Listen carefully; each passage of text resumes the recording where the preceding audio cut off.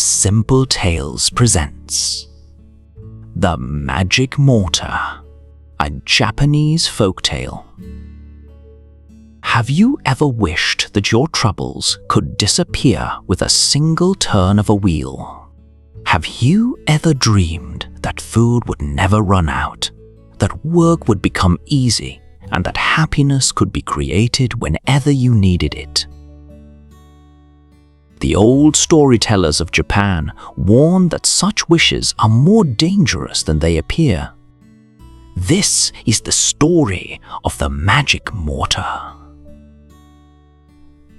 Long ago, in a village nestled between green mountains and the sea, there lived two brothers. The elder brother was wealthy. His storehouses overflowed with rice. His fields stretched across the valley, and his cupboards were never empty. Yet no matter how much he possessed, he always wanted more. The younger brother was poor. His cottage was small. His clothes were patched. His meals were simple. Yet whenever someone knocked on his door in need, he shared whatever little he had. Then came a winter unlike any the village had seen. Snow buried the roads. The sea winds howled through the mountains. Food grew scarce. Each day, the younger brother's rice jar grew emptier. At last, only a single rice cake remained. He wrapped it carefully and set out to gather firewood. As he walked through the snow, he noticed an old traveler sitting beside the road. The man looked exhausted. His hands trembled from cold. His face was pale with hunger. The younger brother looked down at the rice cake. It was all he had left. Tomorrow, there might be nothing. He imagined returning home with an empty stomach. He imagined another long winter night beside an empty hearth. For a moment, his fingers tightened around the food. Then he slowly placed the rice cake into the old man's hands. "Please eat," he said. "Hunger can wait. Kindness should not." The traveler looked at him with surprise. "But this may be your last meal." The younger brother smiled. "Then let it do some good." The old man's eyes sparkled. Few people noticed such things, but for an instant he seemed older than the mountains themselves. "You have shared when you had almost nothing," he said. "Follow the forest path beyond the hill. There you will find an ancient shrine. Inside waits a mortar that obeys kindness but punishes greed." Before the younger brother could ask another question, the traveler disappeared into the falling snow. Puzzled but curious, the younger brother followed the directions. Deep within the forest stood a moss-covered shrine. Inside rested a stone mortar and a wooden pestle.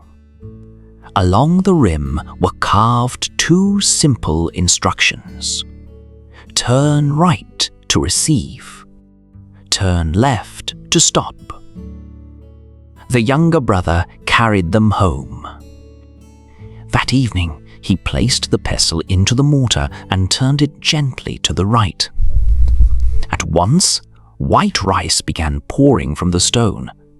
Not a handful, not a bowl, an endless stream. The younger brother stared in amazement. Rice-filled baskets, rice-filled jars. Rice filled every container in his cottage. Then it spilled onto the floor. Startled, he hurriedly turned the pestle left. The flow stopped instantly. Silence returned. Only now did he realize that a miracle had been sitting in his hands. The traveler had spoken the truth. The mortar was magical. The next day, the younger brother cooked enough rice for every hungry family nearby. The day after that, he fed travelers stranded by the snow. One evening, a blizzard trapped several families inside the village. The younger brother worked through the night. Rice steamed from every pot. Children who had gone to bed hungry woke to the smell of breakfast. Old widows no longer feared the winter. By dawn, the storm still raged, but nobody feared it anymore. Soon, no child in the village went to bed hungry. Families who had once counted every grain found their tables full once more. The village prospered. And though everyone wondered how such abundance had appeared, the younger brother never boasted. He simply kept helping others. Eventually, news reached the elder brother. At first, he dismissed the stories. Then he saw the crowded cottage. He saw grateful neighbors. He saw smiling children carrying bowls of steaming rice. And he became jealous. Very jealous. Why should he have such a miracle? The elder brother muttered. I own the largest fields in the valley. If anyone deserves such a gift, it is me. One moonless night, he crept into the cottage and stole the mortar. Returning home, he locked every door and shuttered every window. If this thing can make rice, he muttered, surely it can make something far better. He placed the pestle into the mortar and turned it. Gold coins spilled out. The elder brother gasped. He turned faster. Silver followed, then pearls, then rubies, then sapphires brighter than the summer sea. The treasure poured across the floor. The elder brother laughed. More. The mortar obeyed. Gold climbed the walls. Jewels filled every corner. The treasure reached his knees. Still, he shouted for more. The treasure reached his waist. Still, he demanded more. Soon, he stood on a glittering hill of his own making. Coins cascaded from tables. Rubies rattled across the ceiling beams. Pearls rolled through the house like hailstones. The treasure reached his chest. Then his shoulders. Then his chin. For the first time, the elder brother was no longer laughing. Now, the house itself began to groan. Fear finally replaced greed. The elder brother grabbed the pestle. Then his face turned pale. He could not remember which direction stopped the mortar. In panic, he twisted it. More treasure poured out. He tried again.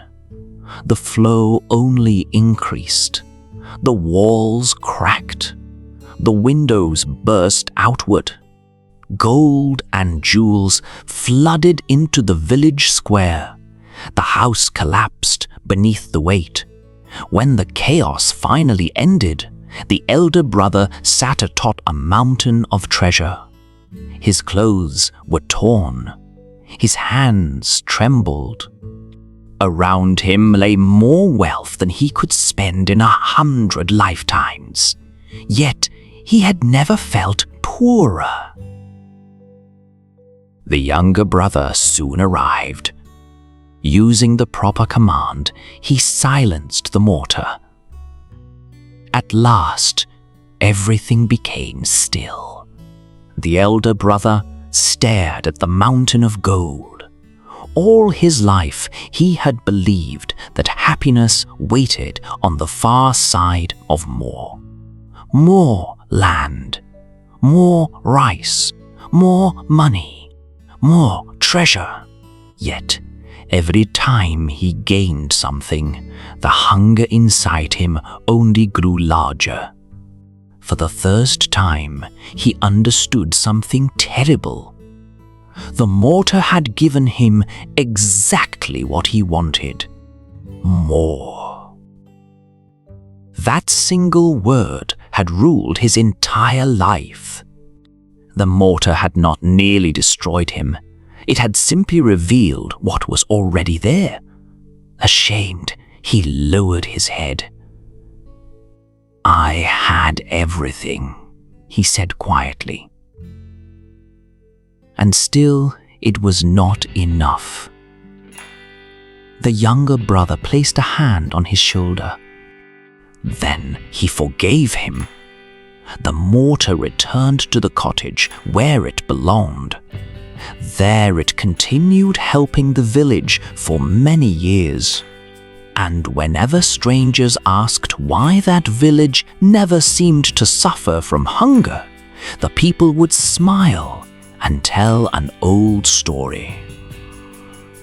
The old storytellers of Japan never forgot the lesson hidden within the tale. The mortar was never truly magical. It merely revealed what was already inside a person's heart. In kind hands, it fed a village. In greedy hands, it became a disaster. Thank you for listening to Simple Tales. If you enjoyed this journey, please like, share, and subscribe for more timeless folk tales from around the world. Until next time, remember that enough is often the greatest treasure of all.